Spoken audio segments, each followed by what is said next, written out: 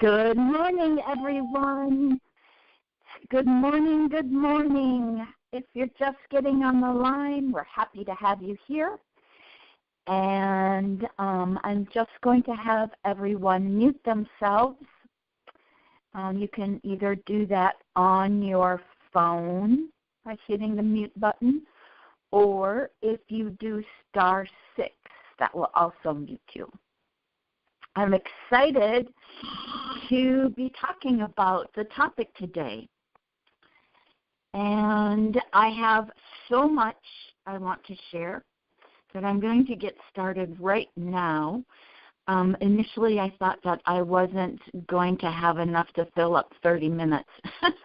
And then once I started putting my notes together yesterday, I realized I better talk fast. But first of all, I want to acknowledge I am Denise Gagner, and I work in partnership with 3 very brilliant women on Mindset Monday. And we take turns each Monday to bring you something to think about. It's going to be information that we hope will inspire you, or that it might start you thinking in ways you had not been thinking in a new way. But what I want you to know is that everything that we're presenting, we've learned from someone else, and we are giving you our perspective of that information. And actually, what's kind of interesting, today's topic, the quality of your questions identifies the quality of your life.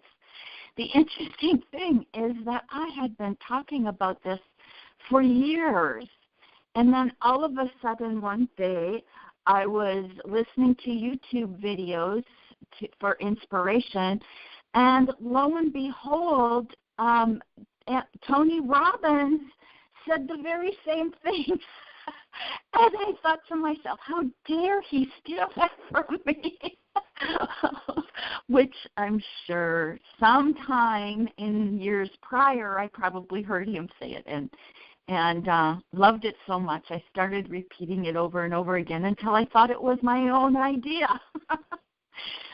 I have been so focused on questions for such a long time that years ago, when I did a lot of hiring and firing of people, in the job interviews, if I had 2 people who had resumes that were quite similar, but one of the 2 people asked me questions, that person went on to either the next level of interviews or getting hired.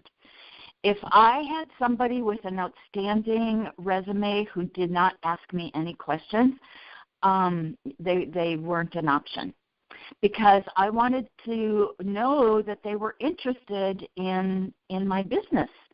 If they weren't asking me any questions, then they probably really weren't interested in getting the job, and I didn't want to hire someone who was just going to leave right away. And then when I owned my own portrait studio, I told all my parents, the sign of intelligence is the more questions that your child asks. Curiosity is the sign of intelligence. So have patience with all the questions that they will ask you, because the more answers they get, then the more they learn. But I want to tell you where there are 2 places where I really learned about questions. The first, I'm going to start with one of them at the beginning of this presentation and end with another. The first was from Noah St. John. If you look him up, he's an inspirational speaker, and he really got his start based on questions. The quality of your questions identifies the quality of your life. And he tells a story about how he lived in a little teeny tiny apartment in like New York or Manhattan, something like that. And that he could reach his hands, stretch his hands out and touch both walls. The apartment was so small. And everywhere in his apartment, he had affirmations posted all over the place, even in the shower. And one day, actually, while he was in the shower, he realized that there were questions he was asking, like, why aren't these affirmations working? And that what he realized, what dawned on him, and in fact, he had to ask himself more questions before he actually, the true light bulb came on. What he realized was that his life, where he was in life, was based on the questions and not the affirmations. And then he just started thinking about this more and more, and asking more questions. And he realized that affirmations make things firm, and that he was trying to make firm things that he didn't actually believe. They're very powerful statements, but he didn't believe in them. And so every time he would try to, that he would repeat the question or the affirmations, in addition to saying the affirmation, there was the, but I don't really believe that. And so he came up with a new word. He actually invented a new word. With new technology, with new thoughts, we create new words, and he created a new word. And the new word is affirmation, to bring into shape, to bring your questions into form. What happens when we ask questions is that our human mind automatically searches for answers. Okay? So with affirmations are great, but my suggestion is to take your affirmation and create a question with it, such as, let's take the affirmation, I am rich. You could say, I am rich, all day long, and you're also going to say, no, I'm not, but I'm not rich. But what if you said, why am I so rich? What is your brain doing? Your brain is looking for answers. When you say, I am rich, your brain is saying, no, you're not.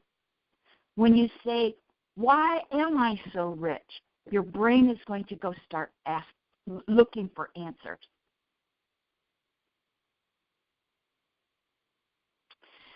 So instead of asking yourself, why isn't this working? Why don't I even try? How come I can't lose weight? Why don't I ever have enough money? The answers to these questions are ineffective, right? They're unproductive. They're fruitless. They're not going to get you anywhere. When you ask disempowering questions, you're going to get a negative answer. It's going to lead you to a life that you don't want. It's going to lead you to an outcome that you're really not looking for. A disempowering question undercuts your confidence, and it sabotages your outcome. A disempowering question focuses more on the failure. What you want to do is ask empowering questions that are going to lead your life in the direction, in the outcome that you're hoping for, that you're wanting. probably a life of more ease and success, right? Empowering questions solve problems. Empowering questions create solutions. They're encouraging. They encourage you. So if you change your questions, you're going to change your life. If you start asking empowering questions, so let's bring this to World Global Network or any network marketing company. If you are asking yourself today, why haven't I made it to diamond rank yet? The answers you're going to get are the answers of why you haven't made it there. Instead, I encourage you to ask, and I get goosebumps when I'm about to say this, how am I a successful diamond rank leader? Who will be my diamond team this week? What actions can I take to easily make diamond rank? Easily. You even get to put adjectives in there, right? So ask the questions that are going to empower you to the outcome you want. Don't ask the questions that keep you in a victim mode. In fact, one of the questions that I always tell everybody not to ask until you get strong enough to know how to ask that question in a more powerful way. And I'll even give you a suggestion of how you can ask it. But the question that you don't want to ask until you get stronger is a why question. A why question usually is that of the victim. Why isn't it working? Why me? Why can't I do this? So instead, try to change it into, how is this working? How can I make this work? You're truly curious. The empowering questions have curiosity around them. I am curious. How can I make this work? How will it work? How do I see it working? Right? It's empowering. When you've gained strength through these questions, guess what question you're going to ask? 2 questions. Guess what questions you're then going to ask? Why not me? And why not now? Okay. Oh, my goodness. They bring tears to my eyes. I want to bring this back to last night's training at the World Changers Convention with Nat and Chinita, Chad and Natita. It started out with Chad and Natita.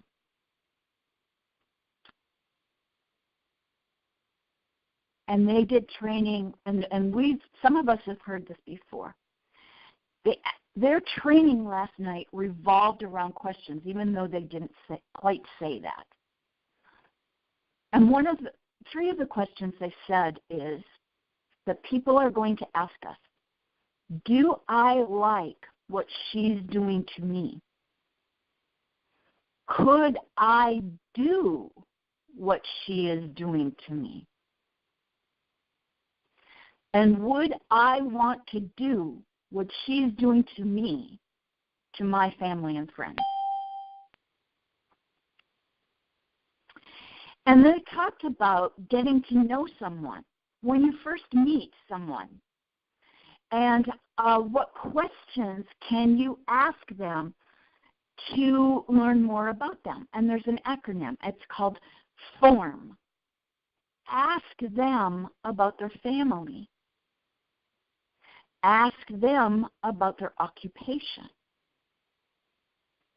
Ask them about their recreation, their hobbies, and ask them what motivates them. Now, this motivation part is good if it's somebody new that you're just meeting, but really it's a great question to ask your team at any given time and any given day.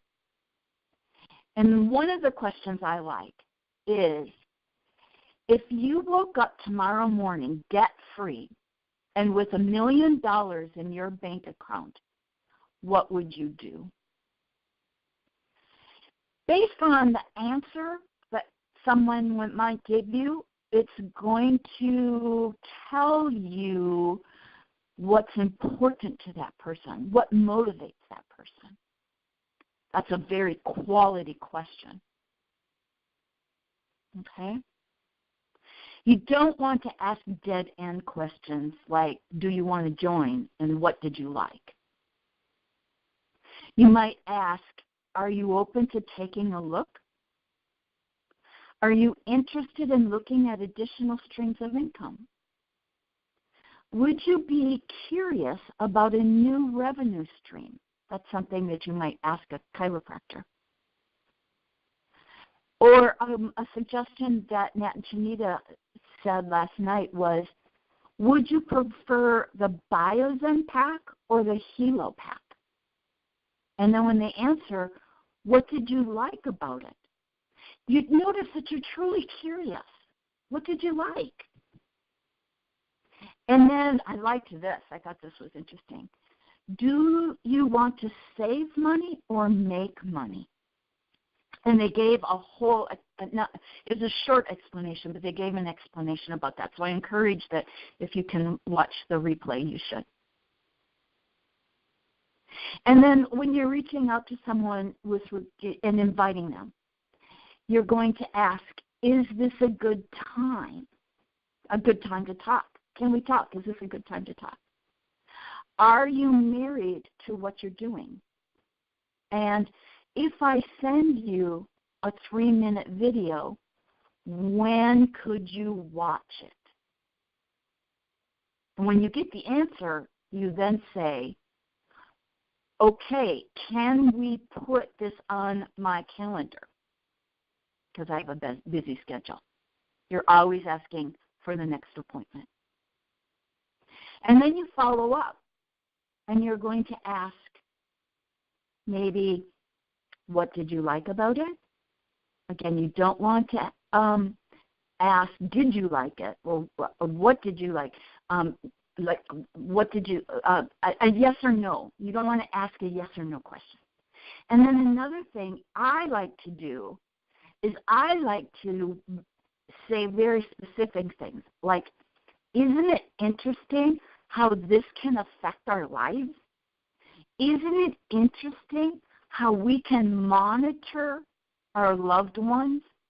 I actually pull out benefits from the video and ask a question about that specific benefit, as opposed to asking them what they like. I am telling them what they should be liking in a question form. And then Chad talked about handling objections. And what he said was, when they ask you a question, which they ask often in an objection form, what you want to do is repeat their objection as a question, making sure that you understand what they're saying, but you might repeat it back in just a little different way. Sometimes it's just the inflection that you use. They might say that they think this is a pyramid scheme, and you might say, tell me more about that. What does a pyramid scheme mean? But one of the things that Chad talked about with regards to this is the person who asks the questions controls the conversation. So what I want to encourage you is that whether you are reaching out to someone for an invitation or you're following up beforehand, I want you to ask questions to yourself about that person. I want you to get curious about that person. A lot of times I'll have one of my team members come to me asking for help. They'll say, I sent an invitation out and now they're curious. What should I do? And my question, I always ask a question. What do you know about them? Tell me more about them. Who are they? What's their personality? What's their occupation? Tell me more about their family. And then a lot of times the answer I get back from my team member will be, oh, I don't know. And then I'll say, go find those answers. And then we'll know how to follow up with them. Okay?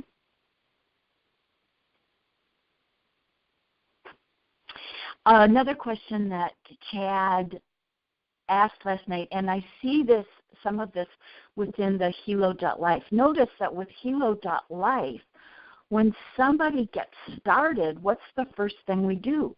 We have them answer questions. And why?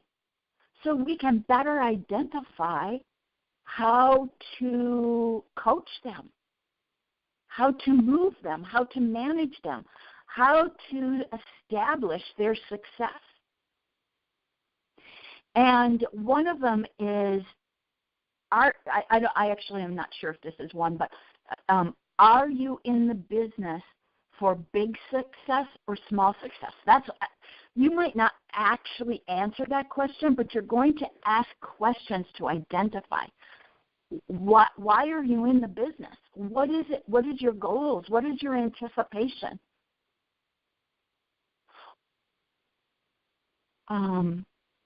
If in your current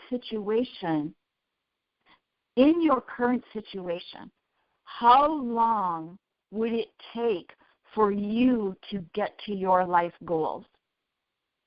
If I could show you how to do it in 18 months, would you be interested in it?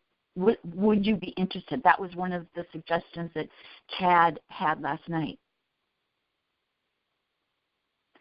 If you're getting to know somebody, or if you have a new member, or if you have a team member that you need to get reacquainted with, ask them, if you could be proud of one accomplishment between now and next year, what would you want it to be? What would you want that accomplishment to be? Then Nat and Shanita talked. And part of what they talked about was, do you believe in yourself? Ask that question. Do you believe in yourself? And actually, that's probably our biggest block. We believe in World Global Network. We believe in the product. We believe in the compensation plan. We believe in the leadership. But do you believe in yourself? Do you believe? I believe you believe that World Global Network will be $1 billion company. Do you believe it? If someone questioned you, can you, boom, answer that? I tell them why World Global Network will be $1 billion company and how easily actually it can be. Do you believe, though, that you will be successful? Do you believe that?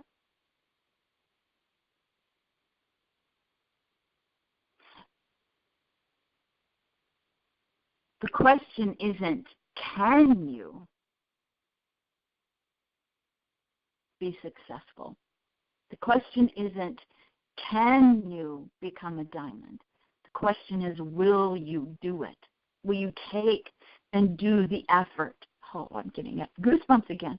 Will you do the effort that is needed? Will you go outside of your comfort level? Will you do today what you've never done to achieve the success, to get to diamond? What would you change today if you knew you couldn't fail? What I like to say, though, is what would you change today if there was no such thing? If you didn't care about failure, who cares? When I started my portrait studio, I said, because when I started my portrait studio, I was 47 years old. And I had wanted a portrait studio since I was 17. And I let a lot get in between in those 30 years. And then I got to the point that I said, I would rather fail than not try. I encourage you to be at that point today. Be at the point where you would rather fail than not try, than not put the effort in it. And when you are there, what are you going to change? What's going to be different? There's a saying, he who asks questions remains a fool for 5 minutes, because it takes 5 minutes to get the answer. He who does not ask questions remains a fool forever. I encourage you today to go ask questions, whether that is questions of yourself or whether that's an invitation or it's reaching out to that team member that you're just not certain which direction they're going or if they're going in a direction. Go ask some hard questions today. Ask the hard questions in order to get to the easy questions. And asking the hard questions over and over again is going to make them easier. Okay. I want to come back to the why not me? Why not now? And then 2 questions, and I have to say this fast. I knew this half hour would go fast. 2 questions that I want you to etch them into your brain, okay? 2 questions. They basically have the same outcome. What more is possible, and how can it get any better than this? And here's the story. And this is another, I told you at the beginning that it was, I learned from Noah St. John, and these 2 questions I learned from Access Consciousness. What more is possible? How can it get any better than this? There's a story about a woman who went to an Access Consciousness weekend and learned these questions. What more is possible? How can it get any better than this? She walks out of the hotel, and there's a dime on the ground. And she says, how can it get any better than this? And she gets into a cab, and there's cash laying on the back seat. And she's like, what more is possible? And she gets out of the cab at her next destination, and there's a diamond bracelet laying on the floor. And guess what she said? Well, it can't get any better than that. And now she has stopped the cycle. I want you to increase. Here's another thing, one last. Let's say that you walk out to your car today and there's a flat tire. And you could say, why me? It's so cold outside. Why me? Or you could say, how can it get any better than this?